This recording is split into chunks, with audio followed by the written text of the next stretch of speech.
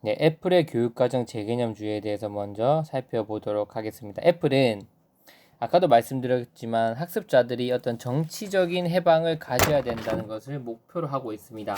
그리고 애플을 바라봤을 때는 기술공학적 논리에 의해서 학교 교육과정이 지배되고 있다 이렇게 봤죠. 그래서 기술공학적 논리에 의해서 학교 교육과정이 어떻게 지배되고 있는지 그거에 대해서 한번 먼저 살펴보도록 하겠습니다. 그리고 이런 기술공학적 논리가 학교에 미치는 부정적인 영향이 무엇인지 이것도 시험에 나올 수 있어요.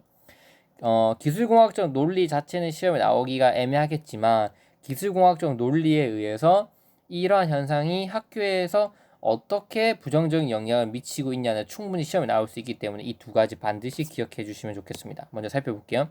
기술공학적 논리는 뭐냐면 인간의 모든 행동은 일정한 법칙 관계로 이해하고 설명이 가능하다고 봅니다. 따라서 교육은 학생들의 행동을 결정하는 일반적인 원리를 찾아 그것을 과학적으로 조직하고 통제하는 일로 여기는 게 기술공학적 논리예요. 과학적 경영관리론과 거의 유사하다고 생각하시면 돼요. 인간의 행동은 다 법칙으로 설명 가능하고 따라서 이런 교육 내용을 적용시키며 이렇게 학습자들 이끌 수 있고 그러한 일반적인 원리를 찾아서 과학적으로 조직 통제 인간을 만들어내는 게 기술공학적 논리예요. 이런 기술공학적 논리에서 가장 중시되는 것은 효율성과 생산성입니다. 그 자체적 가치는 그 자체가 가지는 가치에 대해서 성찰하거나 비판하는 것은 효율성에 저해되기 때문에 받아들여지지 않습니다. 따라서 어떠한 내용을 배우나 그건 중요하지 않다. 그냥 그거 배우면 이렇게 학습 결과가 만들어진다. 이것만 초점을 두는 거죠. 그런데 그 가치라고 하는 것은 기존의 지배계급들이 자신의 이익을 유지 존속하기 쉽도록 만들어낸 결과물일 가능성이 크고 즉 그 자체에 대한 탐구 없이 진행되는 교육과정은 단순히 지배질서의 규칙을 재생산하는 수단에 지나지 않은 것이다라고 보는 게 바로 애플입니다. 즉 애플은 기술공학적 논리에 의해서 학교 교육과정이 지배되는 이 상태에서는 학교 교육은 아이들의 어떤 긍정적인 행동, 바람직한 행동 변화를 이끌어내는 게 아니라 단순히 그 지배 집단의 이익을 재생산하는 수단으로 사용될 수밖에 없다고 보는 거죠. 그 이유가 뭐냐면 바로 기술공학적인 논리가 학교 현장에 지배되어 있기 때문이에요. 즉 배워야 되는 내용에 대한 우리가 어떠한 언급과 탐구도 없기 때문에 이렇게 지배계급의 어떤 사고방식들이 재생산될 수밖에 없다고 보는 거죠.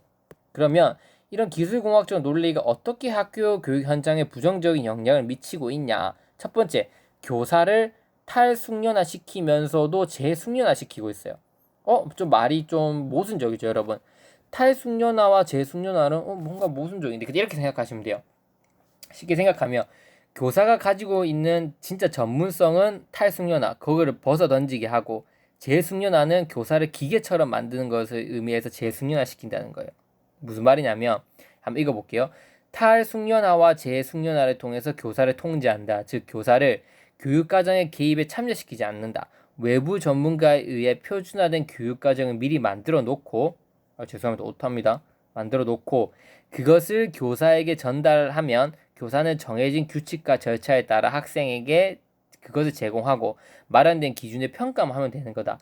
이러한 과정에 교육과정에 대한 지식이나 관점이 필요 없어지게 되는 탈숙련화를 거치게 되고 단순히 프로그램을 전달자라고 하는 재숙련화 과정을 거치면서 사회의 지배가 강화된다고 보는 거예요. 쉽게 얘기하면 이거예요. 모두 다 교사가 하는 역할을 똑같이 만들어 놓은 거예요. 자, 교사 A 학교의 교사든 B 학교의 교사든 국어를 가르칠 때는 자, 봐봐. 이 프로그램을 사용하는 거예요. 이 프로그램을 사용해서 이 단원을 배울 때는 이 학습 활동을 하면 되고 이 학습 활동은 첫 번째 시간에는 이 시를 해석하는 것만 하면 되고 교사는 외부에 의해서 만들어진 표준화된 절차를 잘 따라해서 그거를 숙련화시키는 거예요. 그거를 잘 전달하게끔 그렇게 하는 거고 교사 개개인이 가지고 있는 어떤 전문성이나 교육 과정을 바라보는 관점은 다 탈숙련화 그건 다 벗어버리게 만든다는 거예요. 이해되시죠?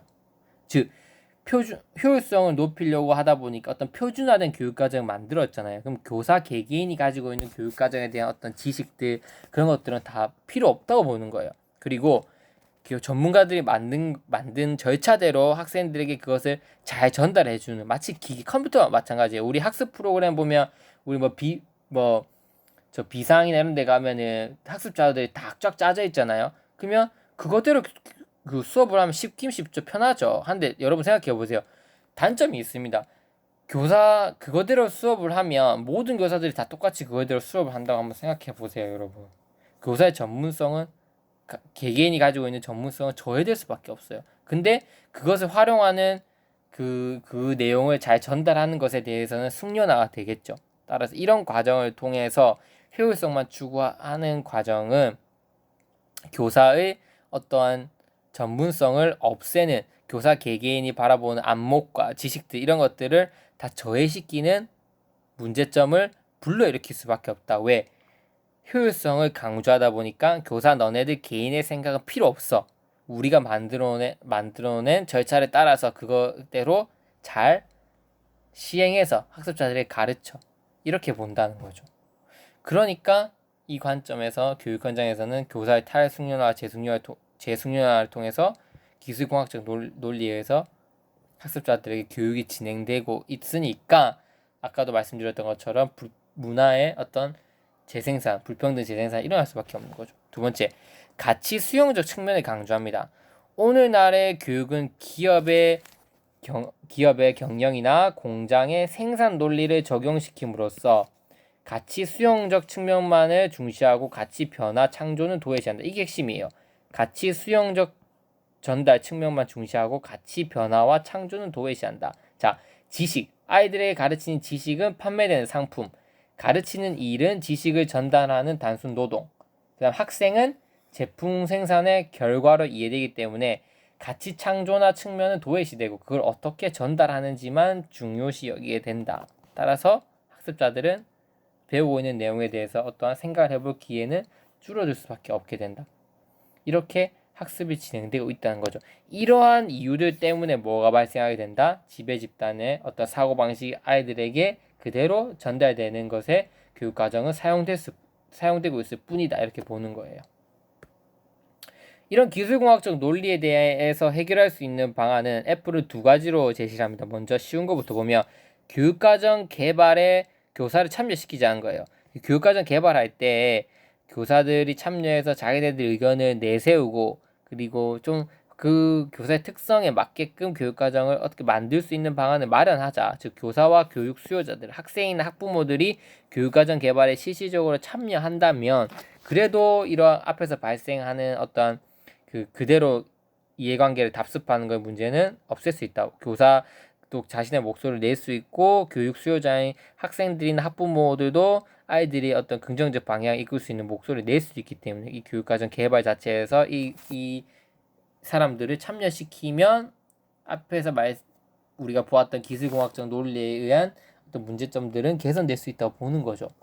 그리고 또 세 가지 과학 개념을 제시했습니다. 이건 뭐냐면 기술공학적 과학 개념에 대한 대안 제시를 위해 애플은 하버마스의 세 가지 과학 개념을 제시합니다. 첫째, 확실성과 기술적 통제에 1차적 관심을 두는 경험 분석적 과학, 여기에 초점을 두고 두 번째, 생활 속에서 상호 주관적 의미의 이해를 관심을 갖는 해석학적 과학, 그리고 인간의 허구적 의식과 제도에 대한 비판을 통해 인간 해방을 목적으로 하는 비판적 과학, 이 세 가지 측면이 모두 다 이루어져야 된다고 보는 거예요. 학교 교육 현장에서. 애플은 이 비판적 과학만이 사회 문제를 해결하고 학교 교육이 갖는 억압적 요소를 밝혀 인간의 해방을 위한 윤리적 소명을 다할 수 있게 해준다고 믿었다. 즉 하버마스가 세 가지 과학 개념을 제시한 것 중에서 애플이 보다 강조한 것보다 인간의 허구적인 의식과 제도에 대한 비판을 통해 인간 해방을 목적으로 하는 어떤 비판적 과학, 이것을 토대로 해야만 학습자들이 가지고 있는 어떤 이전 사회, 이전 지배 집단의 어떤 논리와 이데올로기 속에서 우리가 벗어날 수 있다고 본 겁니다. 이해되시죠? 따라서 애플의 관점에서 그러면 기술공학적 논리를 해결할 수 있는 방안을 써라고 한다면 이렇게 쓰시면 돼요. 애플은 기술공학적 논리를 해결하기 위해서 하버마스의 세 가지 과학 개념을 제시한다. 그 중에서도 세 번째, 즉 인간의 허구적인 의식과 제도에 대한 비판을 통해서 인간 해방을 목적으로 하는 비판적 과학, 즉 해방적 관심을 바탕으로 사회의 문제를 해결하고 학교 교육이 갖는 억압적 요소를 밝혀서 인간 해방을 만들어내는데 우리가 교육에 초점을 둬야 된다고 애플은 주장했다. 두 번째, 교육과정 개발에 교사와 교육 수요자들, 즉 학부모와 학생들을 참여시켜서 교육과정 개발이 실질적으로 그들의 어떤 의견과 욕구가 반영될 수 있도록 한다면 기술공학적 논리에 의해 발생하는 문제점들이 완화될 수 있다고 보았다. 이렇게 서술해 주시면 될 것 같습니다. 어렵지 않죠, 여러분? 자, 그 다음으로 우리가 살펴볼 건 뭐냐면, 그러면 학교 교육과 교육 과정에 대해서 애플은 어떻게 비판을 하고 있냐.